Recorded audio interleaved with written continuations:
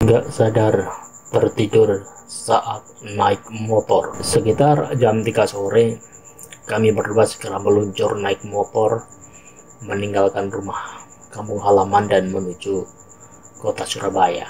Pada saat itu, saya diminta untuk menyetir duluan oleh saudara tua saya, dan nanti di saat sudah mencapai setengah perjalanan, barulah dia yang akan menggantikannya. Saat berangkat dari rumah itu, saya merasa tubuh saya fresh ya, terasa segar bugar. Tetapi entah kenapa, ketika mulai dari perempatan traffic light ya, atau bangcu di Jepun Tulungagung, belok ke kanan arah menuju Kediri dan Surabaya, saya merasa ada yang aneh pada diri saya. Kejadian ini sudah berulang kali terjadi dalam perjalanan ini. Namun belum saya sadari, demikian pula halnya dengan saudara tua saya itu. Pada saat saya fokus menyetir sepeda motor, tanpa saya sadari, rupanya mata saya sempat terpejam untuk beberapa detik. Dan begitu tersadar, rasanya kayak barusan bangun dari tidur ya, atau bangun dari mimpi. Begitu tiba-tiba telinga saya mendengar bunyi klakson mobil yang begitu kencang, mata saya baru terbuka, terbelalak, kaget, dan baru sadar kalau motor yang saya naiki itu jalurnya sudah agak menengah. Dan refleks otomatis setir saya banting ke kiri untuk menghindari tabrakan atau serempetan mobil dari arah depan. Bahkan beberapa kali sampai harus keluar ya, atau turun dari jalan raya yang beraspal. Ini terjadi berkali-kali sepanjang perjalanan sampai dengan di sebuah kawasan di Jombang sana. Ketika di Jombang itulah saudara tua saya ini baru menyadari ada keanehan pada diri saya yang sangat membahayakan keselamatan kami berdua. Akhirnya kendali setir sepeda motor pun diambil alih oleh dia, dan saya dibonceng di jok belakang. Pada saat saya dalam posisi dibonceng itulah, saya merasa dia serang rasa kantuk yang amat sangat, dan tanpa saya sadari, kepala saya pun tertunduk emasnya, tidak berdaya bersandar di punggung saudara tua saya itu. Tatkala sampai pada sebuah SPBU atau pom bensin di suatu kawasan di Mojokerto sana, sepeda motor yang kami naiki itu berhenti, dan saya pun dibangunin oleh saudara tua saya itu ya, pundak saya ditepuk-tepuk gitu sehingga saya bangun. Saya diminta untuk antri beli bensin. Saya sangat kaget saat itu dan gelagapan ketika dibangunin. Setelah isi bensin itu selesai, kemudi pun tetap ada dalam kendali dia, dan saya pun kembali lagi diserang rasa kantuk yang luar biasa sampai tempat tujuan di Surabaya. Setelah sampai tujuan, yaitu di rumah kontrakan saudara tua saya itu di Surabaya, saya pun kembali dibangunin oleh dia. Segera saya meluncur naik ke kamar tidur saya yang lokasinya berada di lantai atas. Begitu pintu kamar saya buka, lalu saya masuk, segera itu saya lepas sepatu, lepas kasut, lepas sapu, dan lempar tas yang berisi pakaian, lantas langsung ambruk dan tidur di kasur karena benar-benar merasa nggak kuat menahan serangan kantuk yang begitu hebat.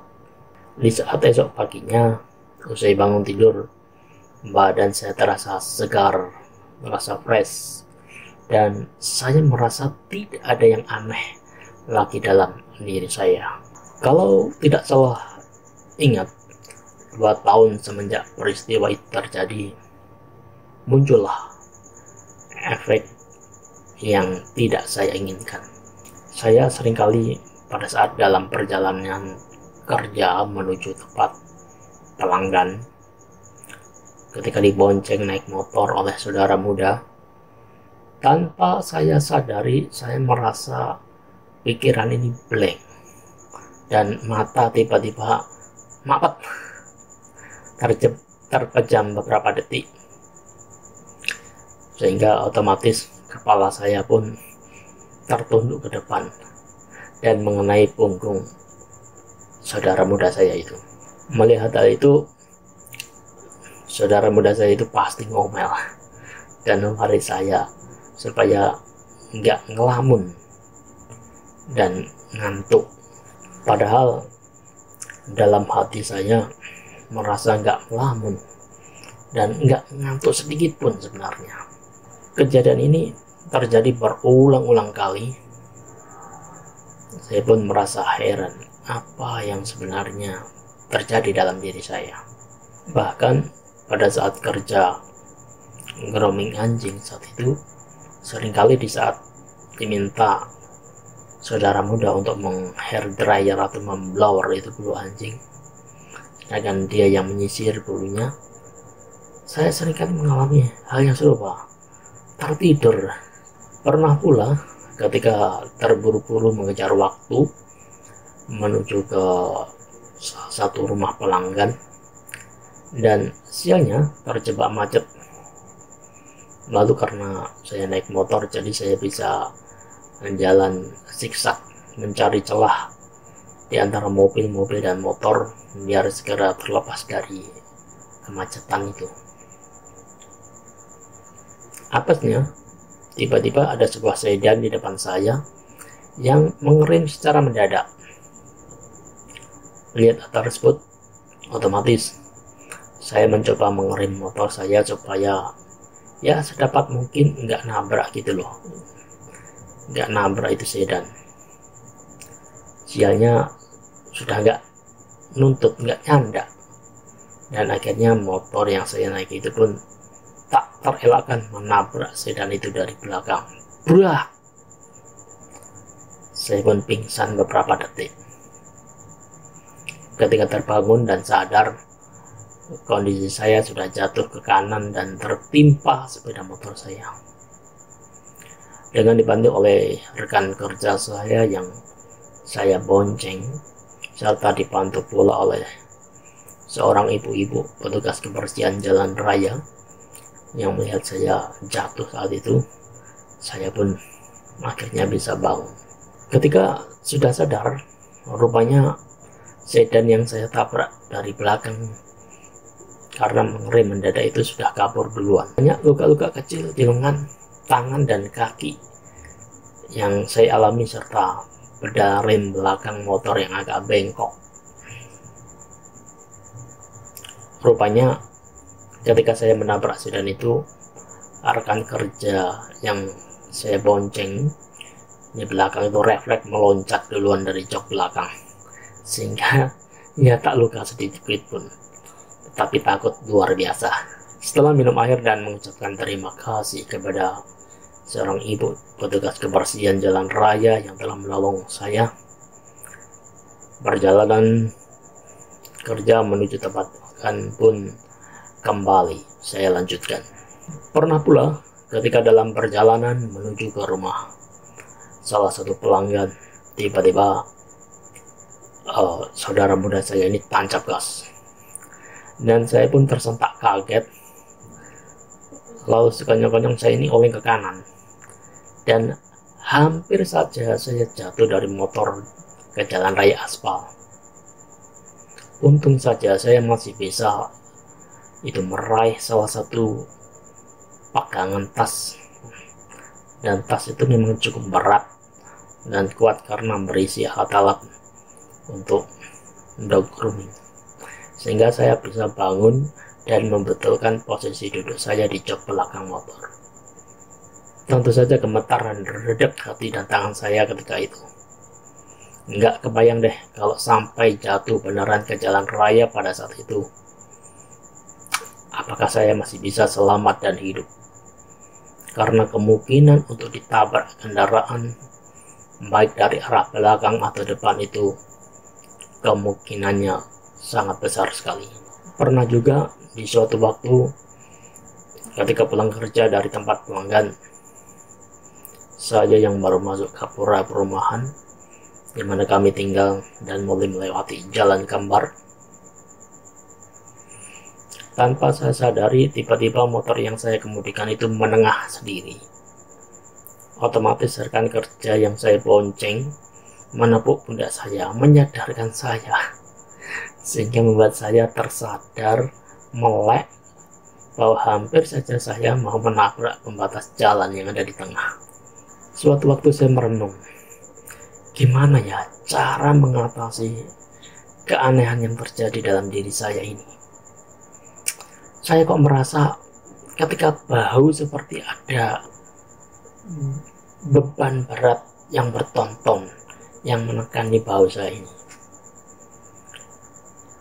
Di saat itu pula lah saya merasa suatu kantuk yang menyerang begitu luar biasa. Atau saat itu saya pun akan hilang kesadaran.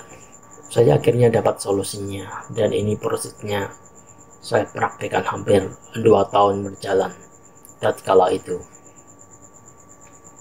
Jadi mungkin karena faktor kecapean dalam menyetir motor dalam perjalanan pulang pergi kerja yang jaraknya cukup jauh, dan apalagi dipicu belum bisa digantikan menyetir oleh rekan kerja karena alasan dianya memang belum punya SIM C, serta rekan yang saya bonceng tersebut juga masih belum begitu menguasai area jalan-jalan yang ada di Surabaya, juga bagaimana mengemudikan kendaraan yang baik di Surabaya, sehingga terpaksa saya yang harus nyetir pulang perginya.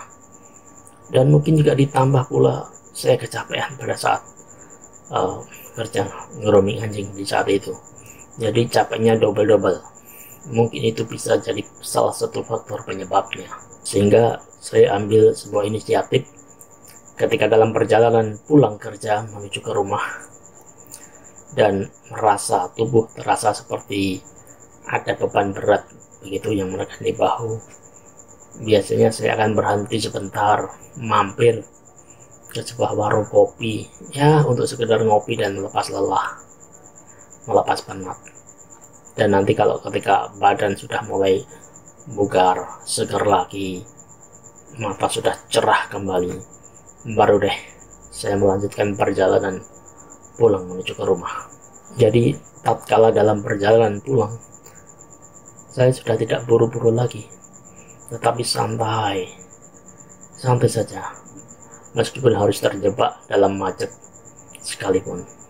Dan walaupun juga harus nyampe rumah selepas jam 7 malam pun tetap oke aja. Hal ini berlangsung selama 2 tahun saya praktekkan, dan saya merasakan betul ada perubahan positifnya. Tetapi demikian, seiring berjalannya waktu, tanpa saya sadari ternyata ada efek buruk lainnya juga yang menghampiri saya. Saya terkena artritis atau peradangan di sendi, terutama di kedua lengan dan kedua telapak tangan. Mungkin ini dampak dari mandi malam yang saya lakukan, yang tidak bisa saya hindari. Kenapa? Karena ketika pulang kerja, selain sudah malam, sekitar jam 7 lebih, juga antri mandinya itu loh, karena banyak sekali orangnya. Dalam satu rumah itu sekitar kurang lebih ada berapa ya, 8 orang kalau nggak salah, sedangkan jumlah kamar mandi dan toiletnya cuma ada 1. Jadi ya lama antrinya, sekitar jam 8 atau setengah 9 saya baru bisa mandi. Gilirannya seperti itu.